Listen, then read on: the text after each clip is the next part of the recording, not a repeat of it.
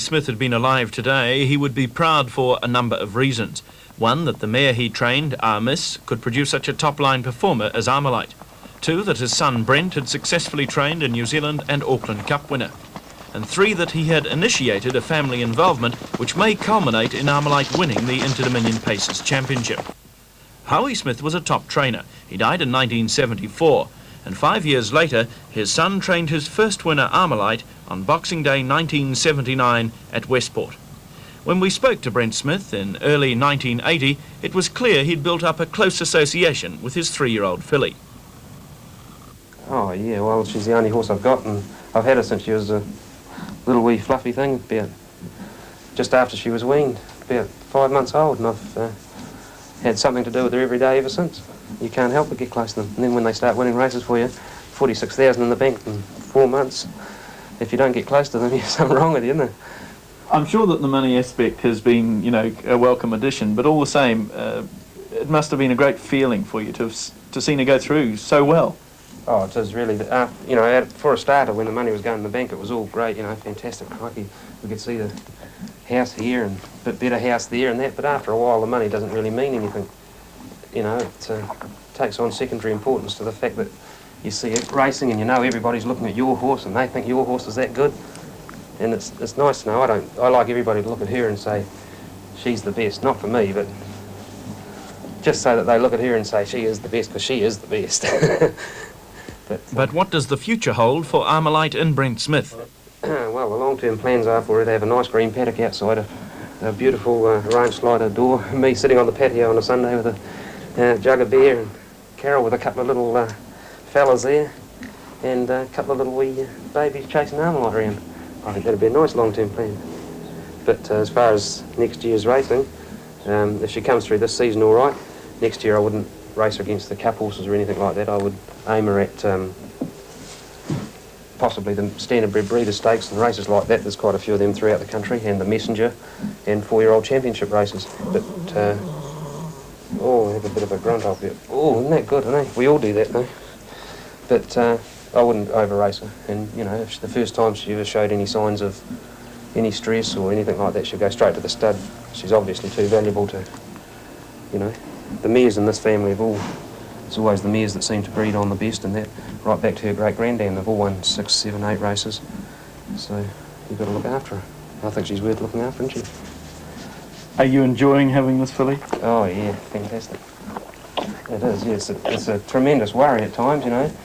Especially when you're walking into the bird cage and you see her paying 60 cents a place and 80 cents to win. You think all the people have got all the money on, and when you see him hiking down the straight there at the finish, winning all these races for me, because you know when she puts her old ears back and she's doing it for us, and that's what makes it so good. And she's never ever had to be caned, or, you know, she does it by herself. She's never had to have the stick on her or anything like that. It'd be so much worse if you had to, you know, see her get a hiding every time, but she doesn't. She just does it on her own. Every time she goes out, I keep telling her that she's earning herself a nice green paddock for the rest of her days, you see, and I think she realises that. So she's trying hard. They race for the far turn now, and Royal Pont has swiftly gone round to take up the lead with 400 to run and puts 3 lengths on the field. Armalight's quickly up to it though and goes quickly up in behind Royal Pont, followed by Royal Lopez. Then the Gangsters struggling a wee bit with Braemar wider out there in the turn. Round them in 240 left, and Royal Pont the lead of Armalight. She's cruised up quickly the outside, and Armalight's gone to the lead with 150 to go from Royal Pont. The Gangsters running on, and so's Regal Guy, and further in Royal Lopez. But Armalight, she's showing her class going to the line, and she's won it well. Wins the New Zealand Metropolitan Championship. And with performances like that, it was fitting that Armalight was the acknowledged 3-year-old champion of the 79-80 season. In all, she won 12 and finished second 3 times for stakes of $73,000. Her wins not only included dominance in the fillies races, but she became the first 3-year-old to break the 2-minute barrier for a mile. But 4 months later, a near-tragic accident. Armalight, at this stage domiciled near Wigram Air Base, takes fright during a strong nor'wester. Down a nearby road she gallops, and in the process injures herself.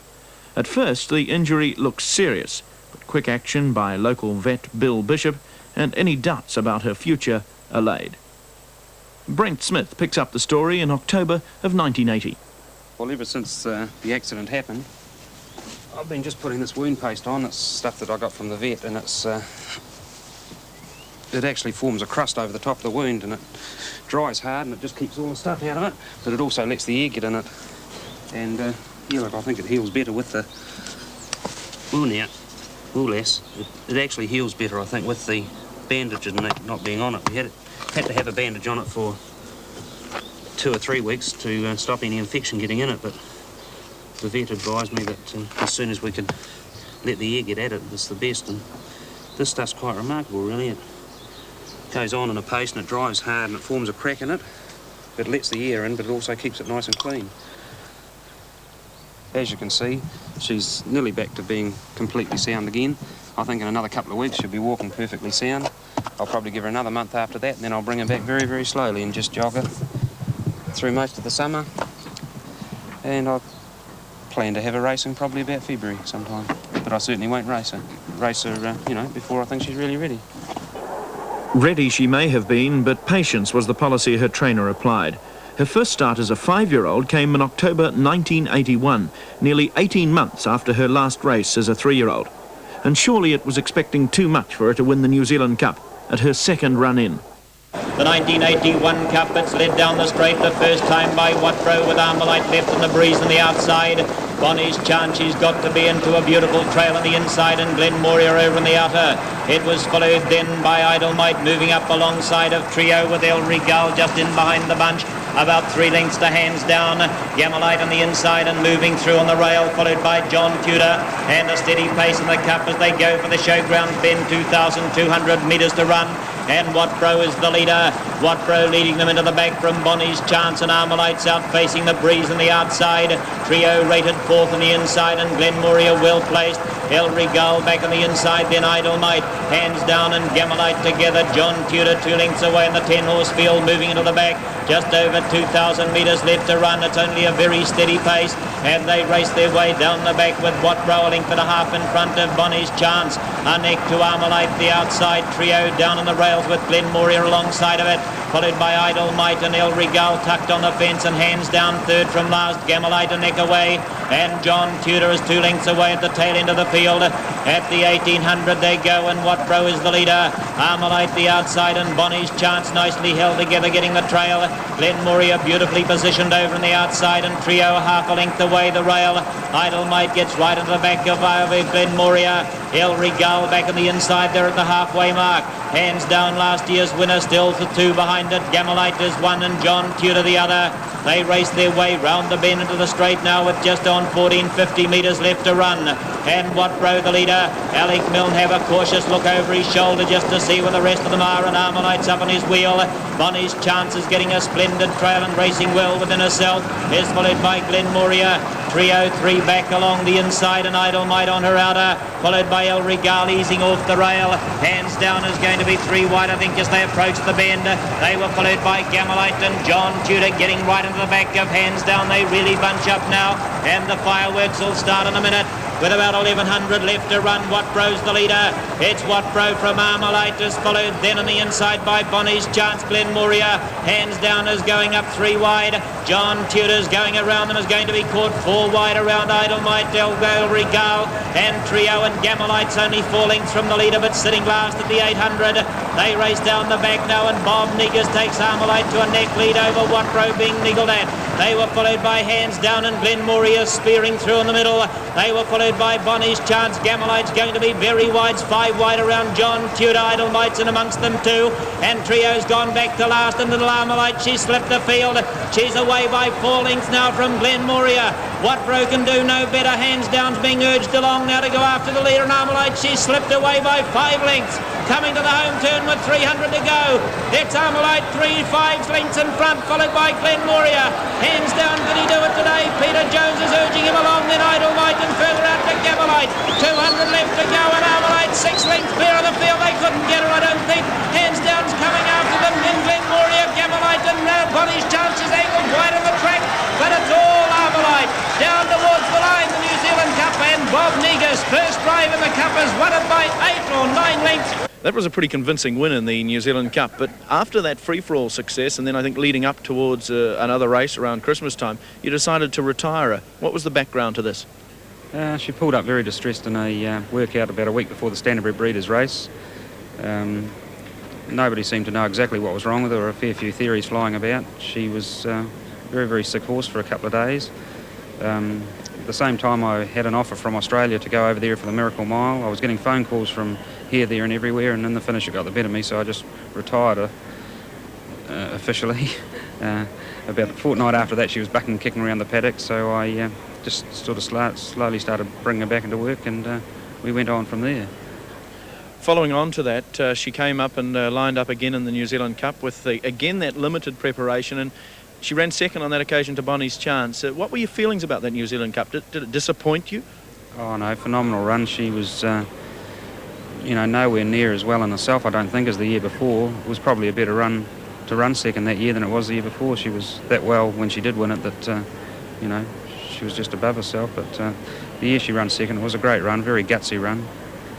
After the New Zealand Cup then, did you think that she would improve as much as she did towards the Auckland Cup?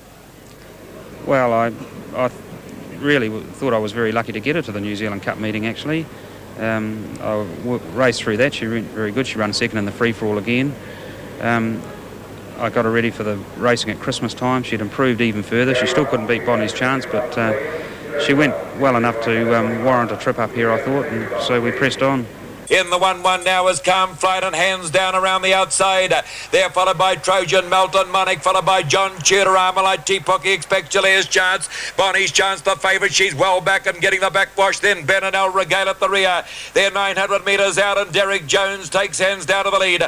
By a length and a half now from Valerius Guest. The length Zabadak followed then by My. They're followed a length the quarter. Melton, Monarch round the outside. T-Pookie expects Calm Flight. They're followed then by Armalight. A length and a half to Bonnie's Chance. Further back to Ben El Regale, then Trojan, and John Tudor's at the rear. They stream down with 600 to go. It's hands down a length and a half on Hilarious Guest. Zabadak on the outside. T-Pookie expects, looks the big threat on the outer. They're followed by My. Then on the outside is Bonnie's Chance. Armalight's the one that's gone around the outside. And it's hands down and Armalight on the outside. Then Hilarious Guest. Bonnie's Chance coming into the picture with 400 to go. On the inside, T-Pookie expects us, followed by Zabadak. Peter Wolverton and Armalite, they've gone to the lead with 300 to go. From hands down on the outside, Hilarious Guest, and wider out to Bonnie's Chance. Past the 200 of the good mare Armalite, she's out by 4. From Hilarious Guest and hands down, Bonnie's Chance is only battling. On the inside, T-Pookie expects 150 to go. It's all Armalite out by 5 lengths from Hilarious Guest. On the inside to hands down, and then T-Pookie expects. But the 1983 Auckland Trotting Cup won by Armalite in effortless fashion. Auckland Cup was a little bit of a worry for you for that first week. I know she didn't have a very good crossing across Cook Strait, but did you really believe that she'd come out and do what she did to the Auckland Cup field this year, she did to the New Zealand Cup field nearly 2 years ago?